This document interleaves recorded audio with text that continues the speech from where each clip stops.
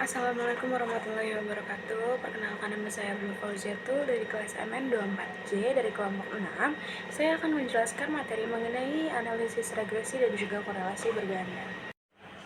Penting untuk kita ketahui pengertian dari analisis regresi linear, yaitu teknik statistika untuk membuat model dan juga menyelidiki pengaruh antar satu atau beberapa variabel bebas atau biasa disebut independent variable terhadap satu variabel respon atau dependent variable. Adapun kegunaan dari regresi linear berganda yaitu digunakan ketika ada lebih dari satu variabel independen yang digunakan untuk memprediksi variabel dependen.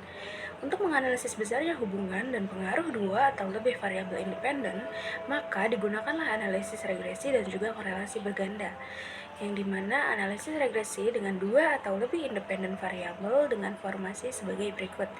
Dengan Y sama dengan dependen variabel, A sebagai konstanta, B1 sebagai koefisien regresi X1, B2 sebagai koefisien regresi X2, dan seterusnya, E sebagai residual atau error.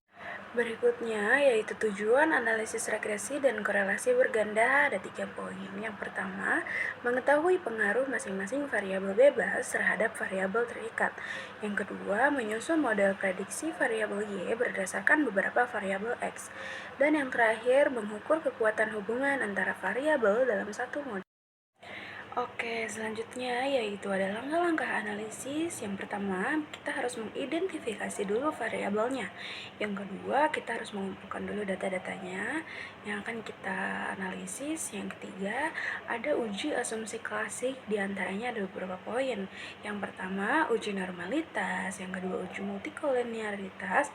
Yang ketiga, uji heteroskedastisitas. Dan yang terakhir, autokorelasi. Selanjutnya yang keempat ada output yang dihasilkan, ada 3. Yang pertama, koefisien regresi, yang kedua signifikansi, dan yang terakhir R-square.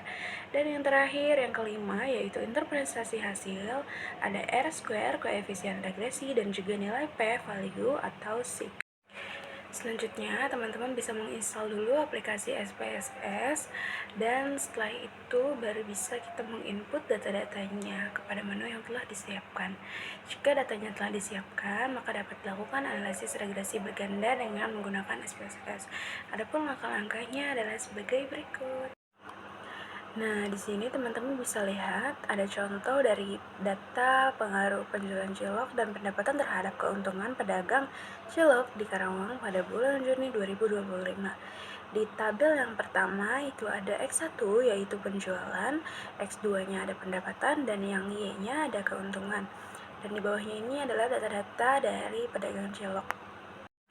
Nah, jika sudah siap datanya, teman-teman bisa melakukan copy paste pada aplikasi SPSS-nya. Setelah itu, teman-teman bisa mengklik menu Analyze pada bagian atas layar seperti gambar di atas ini.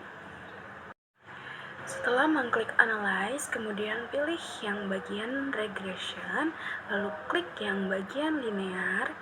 Nanti akan muncul dalam kotak dialog kayak pilih variabel dependen Y dan letakkan di kotak dependen seperti pada gambar di atas. Pilih lebih dari satu variabel independen X1, X2 dimasukkan dari yang tadi penjualan, pendapatan seperti contoh tadi, dan dimasukkan ke dalam tabel itu dan letakkan di kotak independen. Jika sudah semua format yang sesuai dengan gambar di atas, klik OK untuk melanjutkan analisisnya. Jika sudah selesai menginput semua data, nanti akan muncul hasil outputnya dari analisis data yang kalian ujikan. Dan di sini ada barcode yang tertera, itu adalah hasil output dari pengaruh penjualan cilok dan pendapatan terhadap keuntungan pedagang cilok pada bulan Juni 2025 di Karawang. Nah, teman-teman bisa melihat contoh hasil outputnya dengan scan kode barcode yang ada di bawah ini. Sekian materi yang telah saya sampaikan. Mohon maaf apabila ada kekurangan. Terima kasih. Assalamualaikum warahmatullahi wabarakatuh.